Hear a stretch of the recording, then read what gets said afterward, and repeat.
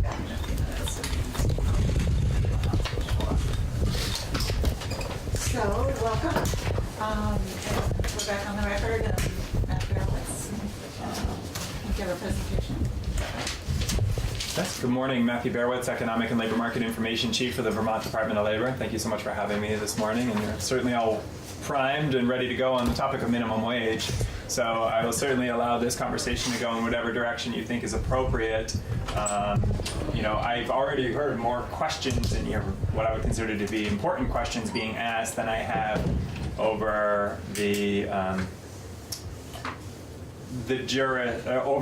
duration of this conversation, which started with the Summer Study Committee. The Vermont Department of Labor, I was assigned as the Vermont Department of Labor staff person for the Summer Study Committee. Unfortunately, I didn't have the opportunity to testify because they had a full schedule, but I was an observer of that discussion and did see the work product that was created. And one of the things that struck me the most about that conversation and the subsequent conversations, and related to minimum wage, many conversations, is the question that continues to be asked is what will happen? What will happen if we do this? And yet I've already heard in this room today more people ask the question I wanted to ask, which is what has happened, than has been asked previously. And this question of what has happened, I think, is as important because there is no disagreement. The one thing there is no disagreement on is that we are all looking for the best way to assist Vermonters. Whatever their income goals are, whatever their life circumstances are, is figuring out the best way to assist Vermonters to become self-sufficient. But the conversation about what will happen and has dominated versus what has happened. And so unfortunately, while I can provide the information that I have available to me and some of the things that I've been able to look at, I'm probably going to provide more questions than I am answers. So as it relates to traditional economic theory, one of the things that first out of the gate, anyone would say, you raise minimum wage, labor force participation rate will increase. That has not happened. Labor force participation rate, and even holding consistent for age groups, has held flat at best and declined for many. So already there's a question. And I think the way Mr. Cavett characterized the Washington studies, you could almost characterize 100 years of minimum wage research. Many people start out with an objective, they research it, and it matches their objective. Other people look at a narrow swath and they come with inconclusive results. There is no bigger question in economics, yet there is no clear answer, which gives me another reason to draw pause than the minimum wage.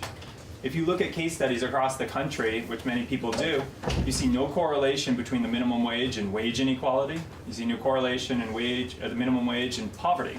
And in fact, our record on poverty last year went up, even though the minimum wage went up. Income inequality, we're middle of the pack, even though we're in the upper tens for our minimum wage. You look at states across the nation, they run the gamut, similar to the GDP question. They run the gamut between high levels of poverty and low levels of poverty, high levels of wage inequality, low levels of wage inequality. So it goes back again to the question of what is the purpose of the minimum wage and what is the purpose that we're trying to, what problem are we trying to solve? Art Wolf quotes a statistic that is a big part of this discussion when we're talking about people of limited economic means. 50% of people in poverty do not have wage income. So if you're looking at the population of people below the federal poverty line, minimum wage is only going to address half of them anyway. And so from the department's standpoint, where we have a charge to work with all employers, all Vermonters, and try and improve the outcome for all of them, there's a big part of the population that will not even be assisted with the increase in the minimum wage. So once we separate that out, then we can talk about of those that may be impacted. Now we can get into the discussion of where you had much of the discussion with Tom Cavett, and we can continue. Yeah, of the 50% without wage income, how do they survive?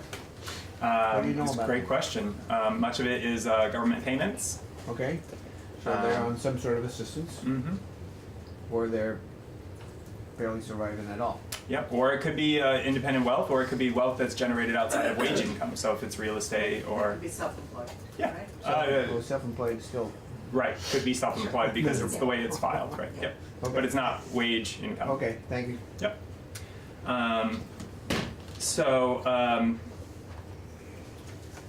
And what I find also interesting is this is a very confusing and nuanced conversation. And so every time you hear the word wage, I always want to stop the question and say, wait, are you referring to hourly wage or annual wage? because there's pretty much universal agreement. I don't think there's any disagreement that hourly wage will increase across the Vermont economy if you increase the minimum wage. What I don't hear a lot of discussion or clarification on is when people talk about rising wages, are we talking about annual wages? So with the Vermont Department of Labor, we have access and information to a lot of data that gets collected, and it's always best if you can have multiple sources pointing in the same direction. And as it relates to hours worked, we have two data sources coming from two data sources coming from and pointing to the same conclusion, which is that hours have decreased in the Vermont economy.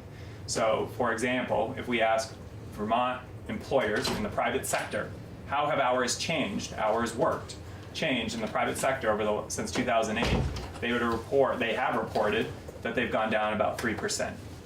So if you take into factor hourly wage increases, the hourly increases have been actually eroded by decreases in wages or hours worked. And when we look at that data, unfortunately we can't break it down into types of workers, but I think it's a reasonable assumption to assume that the people who are getting decreased wages are those at the lowest level of the skill level. Decreased Hours, Hours. excuse me, yes. So when we see a decline in hours, I think it's reasonable to assume it's not the people that are, making an hourly rate but working full-time as a professional. It is people more on the margins, because there's a question regarding large versus small employers, and there are large employers that are equipped to handle these type of things. Shifts in technology, how they target. So large stores now actually buy software to help them maximize when their labor is on shift. So maybe they used to have 4-hour shifts, now they have a program to say we only need you for 2.5 hours. And even big box retailers are even going to more of an on-call nature, which is again contracting the number of hours worked. And I apologize if I'm talking so fast. I've been sitting in the corner, and boy, my mind has been reeling about with thoughts to say. So I can just slow me down. We're Slow me listening down. back. We're listening. So I may have missed it, Sure. but the 2000, that statistic you got, Mhm. 3% decrease, 2008 until when? 2016. 2016, Yeah. thank you. So a decline in, this is what employers are telling us. Employers are saying in the average hours, the average number of hours worked in a week has gone down in the state of Vermont over that period of time, Despite the economic recovery. despite the economic recovery. And the reasons for that are what? That's where the survey ends, unfortunately. And this is, I mean, because that's the question I keep coming to, is how do we connect that to changes in the minimum wage? Yeah. Because we know that there are other factors that are leading to moving jobs. Substitution, Yeah. Mhm. But do you have anything from 2014 to 2016? we have all the years, and I can provide the annual data. Because that's when we started increasing the minimum wage, was 2014. Mhm. Again, Okay. I can, take a look at that. I don't know if that's enough time to have an impact 2 years, because Mhm. but I don't know. But it was happening when we weren't increasing Right, the minimum exactly, wage. exactly. I don't know just, when the minimum wage the started thing that I rising. find difficult with this, 2014. and maybe you were sitting over there formulating an answer, is how do we connect changes in the minimum wage to changes in the economy? Mhm. Whether it's reduced hours, slower gross state product, higher gross state product, whatever it is that we're looking at, how do we isolate the change in the minimum wage as the factor that caused whatever it is that we're looking at? Yeah, and that's a fair question, and that's kind of how, when my introduction, I would turn around to say, well, what is the connection to minimum wage actually improving an outcome in anywhere? So if we're going to raise the minimum wage to improve poverty, we don't have an evidence that there's that link, or there's no clear evidence. What if we wanted to increase the minimum wage because it's a statement that people should actually be paid for the value of their work? Value as assessed by, this is where you're going to get an economic theory where we're talking about the value has been dictated by the marketplace. And when you look at the structure of how people are paid based on their ability to perform skills and abilities, there's a tremendous amount of opportunity in the Vermont economy right now to get higher paying jobs by increasing your skills. But as it relates to certain occupations, they are either currently in competition with technology or being replaced by technology, because there's people in different occupations actually designing and programming that technology to do exactly that. So, I mean, I can Can we start on the second slide first, since this is where we're in the conversation? The way I think about labor markets, and this is something I worked on with the federal partners, and I have a hard copy if it's easier to see, if people would prefer, but there's a fundamental reality as it relates to the economy about how employers structure their businesses. Do people like hard copies? I would. Yeah.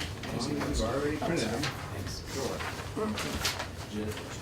No, I'm very hard not to have hard great. copies in the committee. Oh, Some of us, So you know. try very Yeah. hard. I will say that these have been floating to me. I use them as needed, and I use them in discussions, but I never throw If them you away offer when it, I'm they'll done. take it. Yes. Great, yeah. So as it relates to any employment opportunity, they're going to be hiring something akin to the red triangle, which is that there is going to be one boss, and they're going to have upper managements and senior professionals, and that's going to be supported by middle management. But as you go down, there's going to be more frontline production staff, and that is going to require lower skills, and it's going to be at a lower pay rate. Because the indice on the left, high skill, middle skill, low skill, is also consistent with wages. So companies, construction firm are going to need more ditch diggers than they're going to need CEOs. That's basically the present, the form of the triangle and how the structure of an organization is. The labor economy, as represented, what I call the cello diagram, is represented in the beige. We have a high concentration of individuals who have a tremendous amount of education, some of which is not valued in the marketplace when we talk about the word value. You have a PhD in philosophy, your employment opportunities are narrow as it relates to that training, not to say you don't have a tremendous amount of high skills, but it doesn't fit in well with that triangle. And the Department of Labor, when we're looking at apprenticeships, we're looking at all these opportunities related to career technical education. We see the C where there is actually a gap, where there are middle skill, good paying jobs that we don't have the skill sets to fill.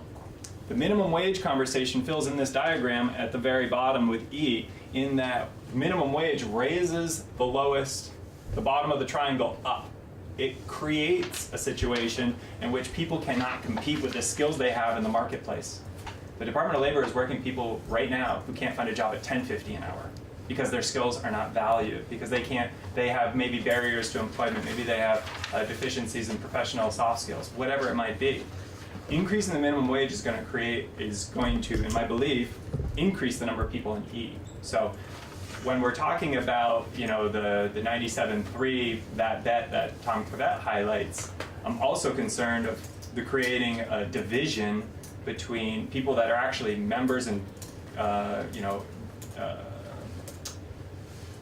who are able to participate in the labor force, participate in their local communities through gainful employment, and those who are going to be completely marginalized.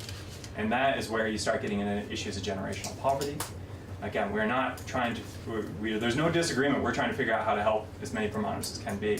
My concern is that we're actually going to be creating a different pocket of population that is actually going to be even more challenging to serve because they're going to be further disconnected from the employment opportunities around them. I'll take a pause. George. Any evidence that that has happened between 2014 and 2016? So the three things I would look think. One, we talked about that wages have been cut, hours have been cut, and that was the start of the conversation. We have a second source of data that comes from Vermont households. Vermont households say they want full-time work, but they can't find part-time work, or they can only find part-time work for economic reasons. During an economic recovery, we would expect that population to be shrinking faster than it is, and it is not. It has been stubbornly high. It's something called the U6, the it's within the measure of labor underutilization. And there's a significant population in the state of Vermont who report saying, I can only find part-time work, but I want full-time work. And so this is, I think, the start of that. The third piece of information I would say is that when we're tracking people on unemployment, the population of unemployed is decreasing, no doubt. This is an economic expansion, we're expecting good times, this is sunny days, we're making hay. The concentration of that pool that is long-term unemployed, meaning over 26 weeks, is rising.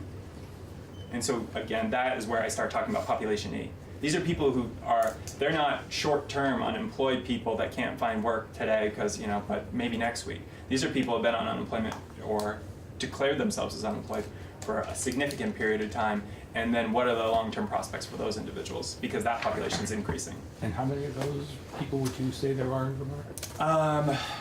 That's a great question. I would have to pull the data. I see it as a statistic on a base that I can't even recall. So I would need to double check that. Long-term unemployed. Yeah. Good question. Going in a slightly different direction. But I'll introduce the topic right now and we can come back to it. We had testimony yesterday from Joan Goldstein, around, and some others, around a bill, having to do with providing incentives or subsidies or whatever for, remote workers. Right, these are theoretically high-skilled people who would work here and we make them happy. Stuff. I'm being sarcastic. Sorry. It occurred to me at the end of that testimony that what that bill is addressing and what you're talking about are miles apart, not just in fact, but in how we're approaching a problem.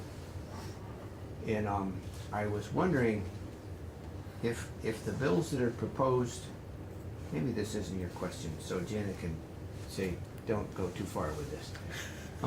But if the question we're addressing with economic development just generally,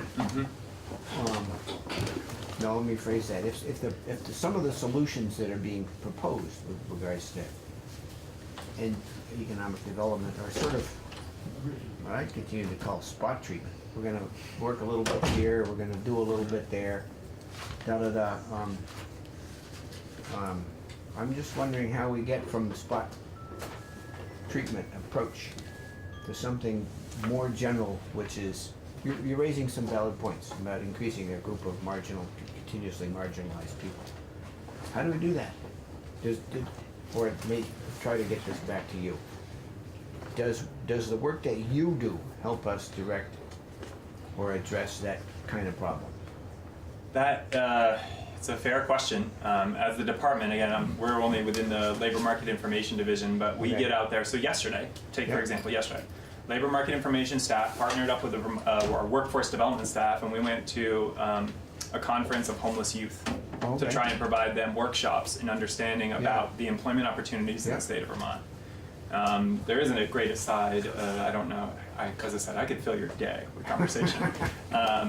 If we get back to the conversation about lottery tickets, which Tom brought up, I have an interesting story from yesterday's discussion. But I think what it comes down to is that's what we're tasked with as the Department of Labor, to work with all employers and all employees or potential all Vermonters. And so we're trying to educate people about apprenticeships, which, and career technical education, the employment opportunities available to them now. That's less spot treatment. Right. It's more just, let's get you involved. Let's, where are your passions? Where are your interests? Let's get you engaged, and we would love to work with you. That's basically our approach to anyone who walks in the door. Okay, thank you. So I don't want to divert you if there's particular points that you still want to make about your slides, but in terms of this question of regional differences, in Tom Cavet's study, he talks about particular industries that would be most affected by changes in minimum wage. And then I don't know if we have data in your department about where those industries are concentrated, or for instance, if in Bennington County there's a disproportional amount of those jobs or whatever. I understand that we don't have his analysis based on regional things, but you have county by county data in terms of what jobs are minimum wage jobs and how many of those industries. So you could at least give us a picture of which counties might be affected by a minimum wage. I mean, you could, even if we don't have a stimulation or an economic statistical analysis. Am I correct? I believe so. We would take some leaps of faith. Yes. So the challenge, and this is what makes the architecture of the study a challenge. Tom did great work with the data available, but the fundamental core of that data set that we provided him is designed to calculate the hourly rate of an individual in an occupation. And from not by county. Not by county. We do it by 3 sub-state regions. Okay. So that's on the occupational That's side. good. But it is fundamentally hourly data that gets converted by the Bureau of Labor Statistics to annual data by multiplying it by 2,080 hours. Okay. And so this is where we don't know the impacts of changes on those things. It's assumed how his modeling works. But just to answer your point, On the industry side, we have detailed administrative wage record data to the town level. Okay. And so Okay, we would have to overlay some assumptions, but if we assume that retail shops in Bennington County are similar to retail shops in Windham County, or Burlington metropolitan area, just for even a staffing pattern, we might be able to build a model that allows us to make assumptions, because we don't have the detailed occupational data at that granular data, but we do have the industry data, so we know the composition of the industries, which we can assume staffing patterns. And basically, if you have 100 manufacturing employees, we assume maybe 1 CEO, 3 lawyers, 4 marketing people, 10 accountants. Okay. Sounds like What's wrong with that assumption?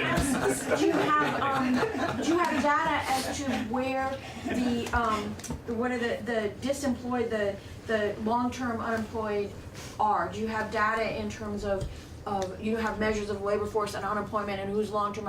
Do you have that distributed by region? Yeah, You do? Yes, we do have most of that. Yes. Okay.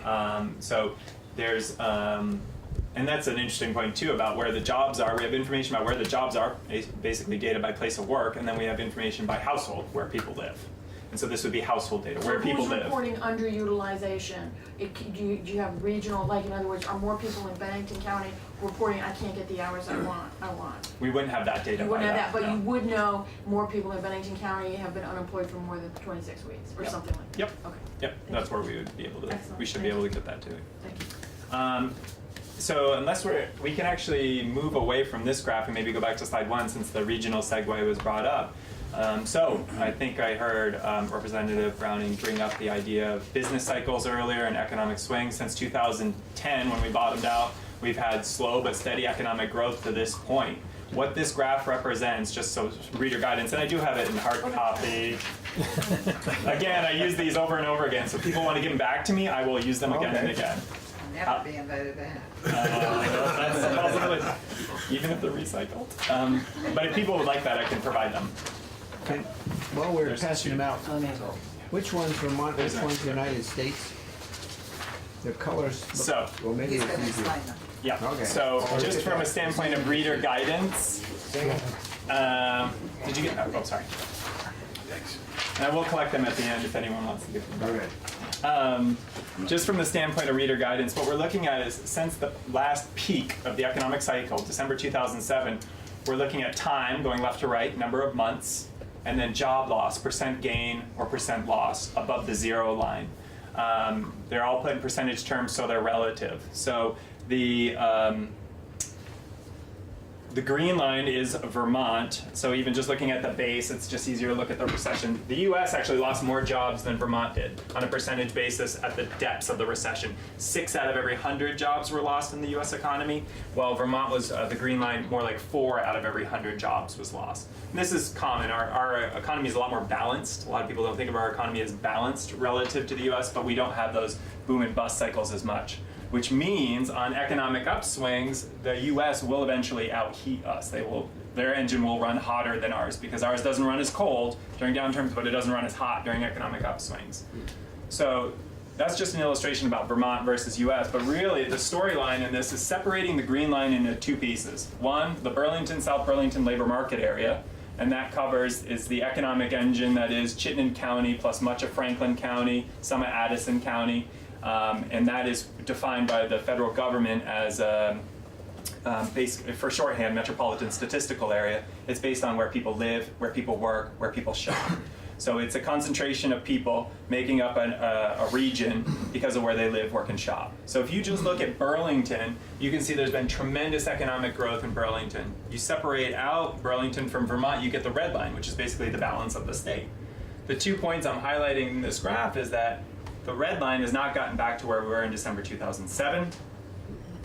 Is it Burlington or Chittenden County? Just Burlington? It's the Burlington labor market area. So that covers all of Chittenden County, much of Franklin County, some of northern Addison County. Waterbury's the other side. So you think about Waterbury up, kind of. Waterbury in or out? Out. They're towards the center. So in addition to the rest of the state having not gotten back to the employment levels they were in 2007, again, a job is a job here. And as we talked about earlier, since 2008, hours have gone down. So this is just one job, even though one job here might have been 35 hours, this job over here might be 32 hours. Job is a job, but look at Burlington in this last few months. The Burlington labor market area has this sharp decrease and is now showing over the year job loss. This economic recovery since 2010 across the US, across Vermont, has been urban-based. It has been an urban-based recovery, disproportionately so, unseen of before, where the rural part of the state is having difficulty recovering to where they were. This is across the nation. Now we have an urban-based recovery, and our biggest urban area is now reporting over the years job loss of about 1,000. Only, and so at which point we start asking the question, how much more fuel is in this economic engine to keep going? But that was before the tax cuts though, because Tom Covet did say that he thought that tax cuts might have hyped up the economy again. I don't know if that's gonna be. Why is it urban-based this time? Most others. I don't know. It's like, I think we're population centers, people moving towards the population areas, higher concentrations and closer density of economic activity. Broadband, internet, Could be. internet. I didn't hear. Same place all the young people are moving.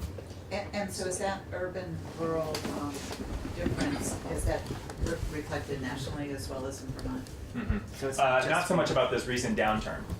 Most Right, that's it, metropolitan that's it. areas are actually reporting Yeah, still yeah. significant job But increases. that widening gap is true nationally. Yeah. And so Vermont actually was about 5 or 6 months ahead of the US Yeah. going into the recession in 2007. So we are actually showing economic weaknesses about June, July. The US didn't tip into recession until December. We actually have, as of a meeting this morning, we decided we're going to start looking into what Burlington's reaction was, if Burlington led Vermont before going into the last recession or not, because this is certainly an indication, even though the state overall is showing over the year job increases, Burlington, the largest metropolitan area we have, is showing over the year declines. So Burlington may be a leading economic indicator for recession, I try and pitch that every time I go to DC. but remember the tax cut was right there in December, and we don't have that And data that yet. doesn't show. What did you say at the end though? Burlington is showing what now? A decline in? The over the year job change. Loss. Yeah, so just change, yeah. Unemployment level is still extremely low. Right? Still extremely low. So some of this, as it relates, the commissioner points out frequently, some of this could be open positions, that they can't find people to fill the positions, Right. because these are filled jobs. But that much of a decline over a short period of time, it does cause pause to say, what's going on here? What is this indicative of? Which again, another question that I don't have an answer So to. when do we have the next year's data? What data points? We release data And points when- monthly. Monthly. So Oh, we're I getting see. ready to So we release track it tomorrow. monthly. March. Yeah, Yeah. March. So yeah, we'll release March tomorrow. February showed the same thing. January and February are still showing about 1,000 to 1,200 over the year job decline in the Burlington labor market area. And these are quarterly, or they're 3 times a year? Became council president? Right. That's what they started with. Actual job decline or increase in Job losses since I became council president. This data is based on employer-reported Job. jobs. Filled jobs. Jobs. Madam Yeah. Chair, they Yeah. want to know have an indicator saying job losses since I became council president. That's only since March. That's only since March. That's since March. I had one. Like, you're not just Yeah, Joey. So- And then Bill. Yeah. Yeah. And the. No, Bill, you go ahead.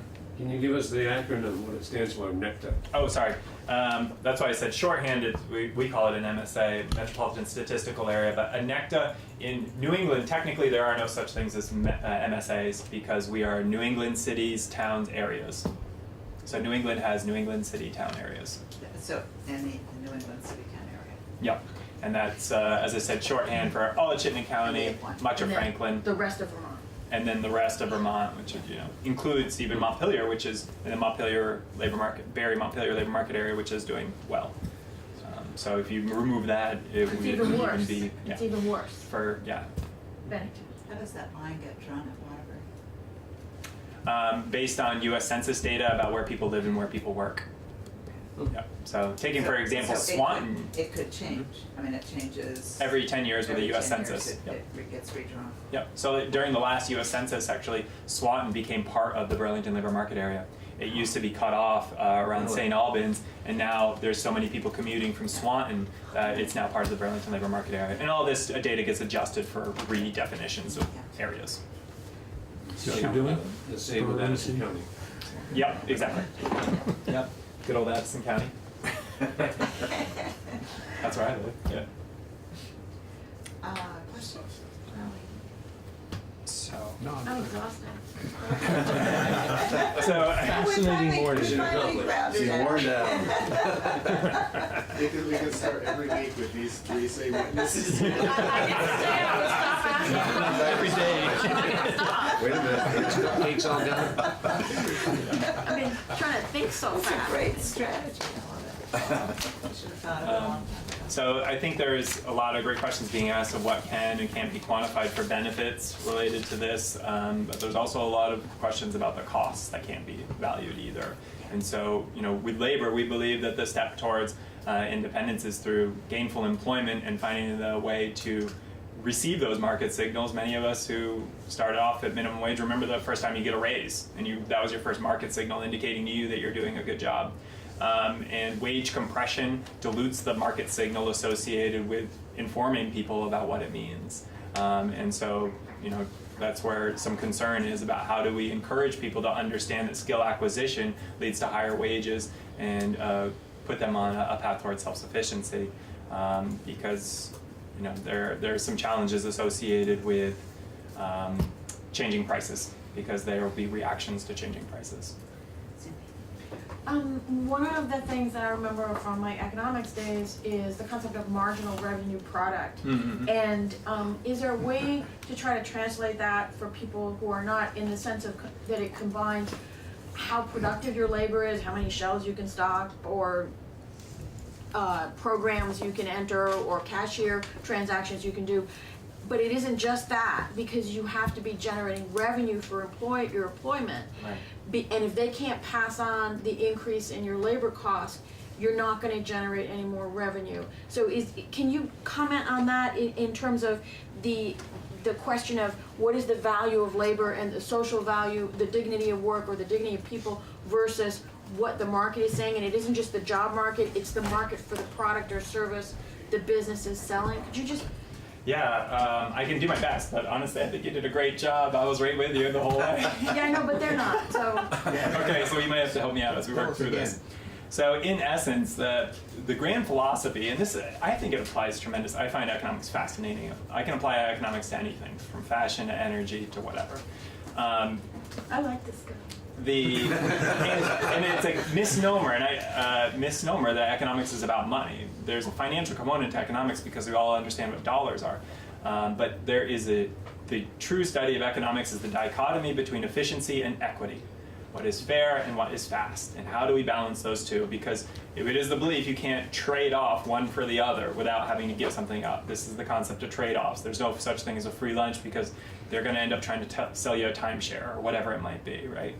So this idea of marginal return is like, after about 100, 200 years of this modern economy, actually if you just want to go from like the 1920s, there's been information and market signals sent to employers who have to make educated, informed decisions without perfect information, but they have to make decisions about how to pay people and how to value people. And the way that ultimately does is that after all these iterations, hundreds of millions of market transactions, employers have received a signal to say, you know what? Ultimately, it goes back, unfortunately, to the first jobs ever invented, where they said we either need to move boulders or we need to hug people, you know? And they said, how many people can move a boulder? And fewer people raised their hand that they can move a boulder versus hug a person. And it's how the market started valuing, and which is why the gender issues are so, they consistently show up because of Supply of labor, differential supply.